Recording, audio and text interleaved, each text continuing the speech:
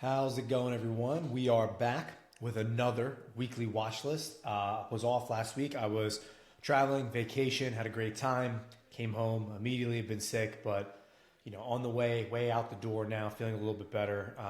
Not to the point where it's like would impact trading. Like last week, I watched the markets each day, I believe, except for one, but I did not take any trades simply because I felt terrible, right? That's not an environment. It's one of my rules.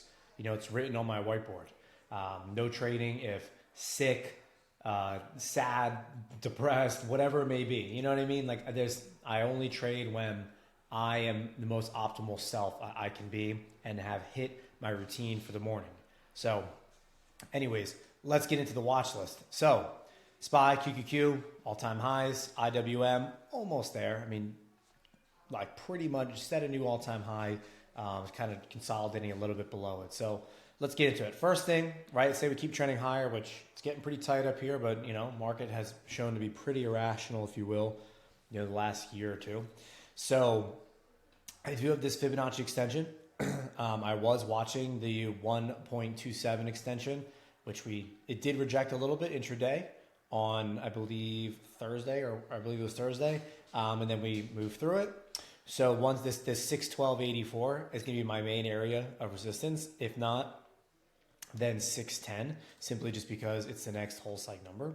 So let's bring it down to the 4 hour. Same thing here on the 4 hour, looking very, very tight. It'll be interesting to see where we go. If we do start correcting, if you will, I don't know if I call it a correction, but if we do start pulling back, I will bring out the fib tool. We've had this nice impulse move up.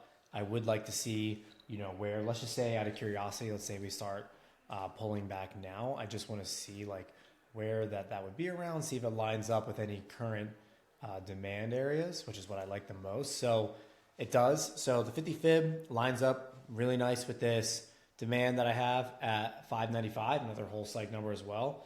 And the 61 is just below this demand zone here, this 4 hour demand. But it does wick into this level that I have here as quote unquote key level. Basically, for those that are new, again, any levels you see in blue are just levels that were previously very strong, but I did not want it removed from the list. As you can see here, it was resistance, and flipped to really nice support at 591. So that will remain on the chart. So we'll see what happens. Let's go down to the 15-minute here. So previous day high, previous day low, they're marked first. Under the previous day low, my main supports are going to be down here at 606.31. However, we did kind of break out of this. It is a previous day low here from Thursday, and we kind of moved around it in the pre-market and the after post-market. So really, I'd be looking down here. My next is going to be 604.94, and then this daily gap here at 604.30, right? So if we head over to the daily, we can see that gap. So that's going to be at the high of this candle here. Okay, so if we do pull back, I'd like to see us fill this gap at 604 before continuing higher. And again, as far as rejects go, I already mentioned 610 and then 612.84. Okay, now if we do get below the gap, then of course my next demand zone is going to be 602.33, and then the previous all-time highs is around 601.30. So let's go over to SPX. SPX is obviously going to be very similar. Previous day high, previous day low is in red. These levels work really, really well if you're new to trading SPX. I don't trade SPX. I just use it as confluence for SPY and QQQ, and I highly recommend it. So if you're not doing that already, please do. It's definitely very helpful. It respects the previous day high and low most often, I'd say, at least 3/4 of the time. So I would definitely start marking previous day high, previous day low. Any level that we pass through, just keep on the chart. You know what I mean? For example, this was a previous day low. We didn't quite test it, so it stayed on the chart, right? This down here, we gapped above this previous day high, so it stays on the chart. I just turned those levels white, okay? So the 6100 is going to be really key. This was actually a level I already had mapped out in the last watch list. I had 6100. Of course, I wasn't trading. To be honest, I don't even know where I would have had a successful trade in this area, just because, you see your wicking here. I could have gotten entry here with this wick here, but it was a little bit off the level, but close enough. But you could see that you would have gotten one candle out of it and then stopped out. Could have taken the trade again, but look at this chop here. You most likely would have got chopped out of your position before the drop. So it would have been very, very hard to time that. But 6100 is going to be really key. If we were strong, then I'll look for that to flip to support. And then same thing, looking at these Fibonacci extensions, if I go to the daily, we have this one here, the 1618 is at 6119.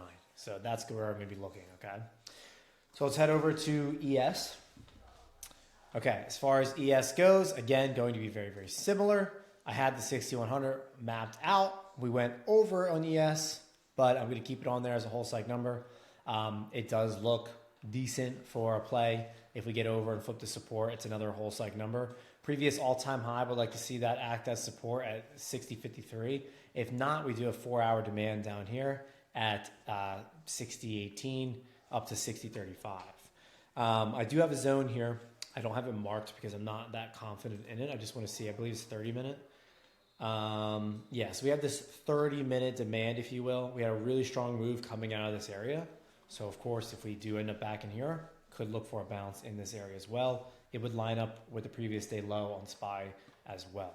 So let's head over to QQQ and NQ now. So QQQ, same thing, all-time high. So we have this Fibonacci extension from this move here. The 161.8 is at 528, so I'll be watching that for resistance, above, of course, the previous day high. Now, previous day high, lots of consolidation underneath, okay, right? We're going to move up in the morning, consolidated a lot, so if we break below this consolidation, it looks like previous day low looks strong for a bounce. It's also a decent demand zone here at with the 15-minute time frame. Under the previous day low, next demands are going to be 521. But again, not as strong as something like this 519, right? Because we did already kind of come out of it after market. But then, of course, we have this 2-hour demand zone down here. That'll be a more stronger area that I'm looking for support, okay? Notice how it says PDH here, right? Previous day high. This was not the previous day high, but it was a previous day high from Thursday that we kind of ripped straight through. At the time, it was a new all-time high. So I just want to see that if we do kind of come out of this consolidation a little bit, maybe in the pre-market, and bounce off this level here. It's most likely wouldn't be a trade I would take, but it helps me with direction. So if we do get a strong bounce here, and lets me know that there's could be a play, if you will, to break the previous day high, the real previous day high at 526, okay? All the way outside of that, I do have this daily gap here and the previous all-time high. So if you go to the daily here, we have a daily gap right here at 517, and it also was the previous day high. I'm sorry, not previous. It was the previous all-time high, as you can see here on the 4-hour. So that looks like a decent area for a bounce. So let's go over now to NQ. Of course, going to look very similar. If we go over to the daily, same thing with Fibonacci extension, this move here. We have the 127, which we're already breaking out of, and then we have a 161.8 up here. I also have this move for Fibonacci extension as well, where the 127 lines up with the 1618, and then another 1618 up here all the way up here at 23,253, which would be pretty crazy. So let's head over to the hourly. So as far as bounces go, I do have this demand here. This resistance turned into 2-hour demand. So it's 2-hour demand zone down here at 21,337. And then again, just this area here, it's not like a proper looking demand zone, but we did have strong wicks into this area. So if we do get close, I would expect a bounce or something like that. Could be very small in this area here, right? So this 127 I'm keeping on the chart because, again, we did break out of it on Friday, but I would like to see it maybe flip to support now that we're above it, okay?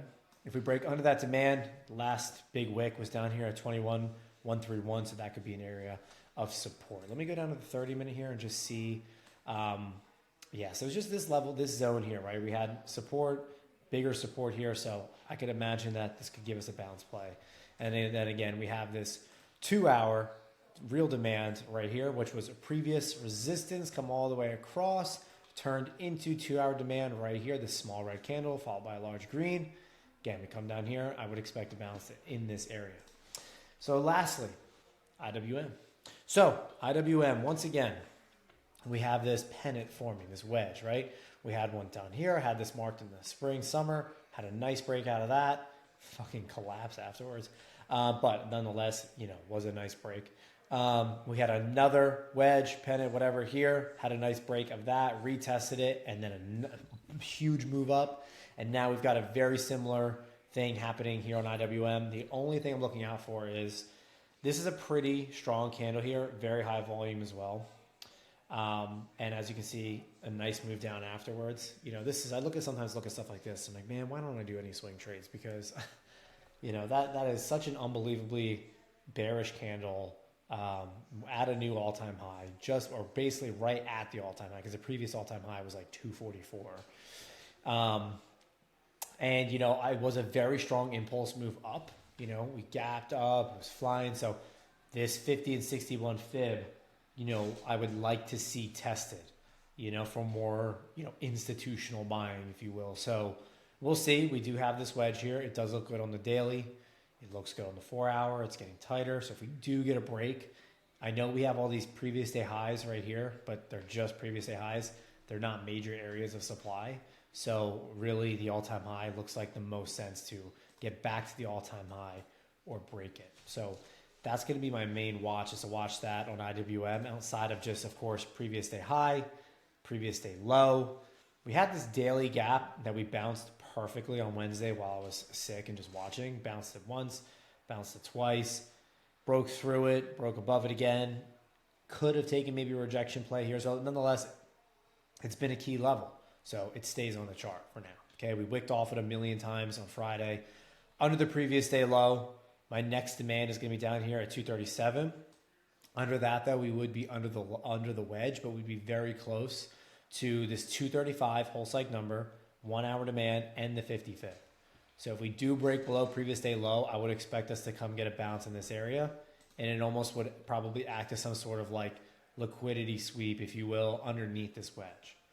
So we'll see what happens. All right, as far as rejections go in IWM, we have a previous day high here at 240.4. Above that, we have another one at 240.83. Since they're so close, I'm just keeping that as one zone. So if we get above that and we start breaking out of the wedge, again, we have previous day highs here all the way up, but the main one I'll be looking for is just the all-time high and whole cycle number at 245. So that's going to wrap it up. That's going to be the watch list for this week. If you did enjoy, please consider dropping a like, dropping a comment, or subscribing to the channel. If you do, just know I appreciate you very, very much. And I am wishing you all a fantastic week inside and outside the markets. Peace.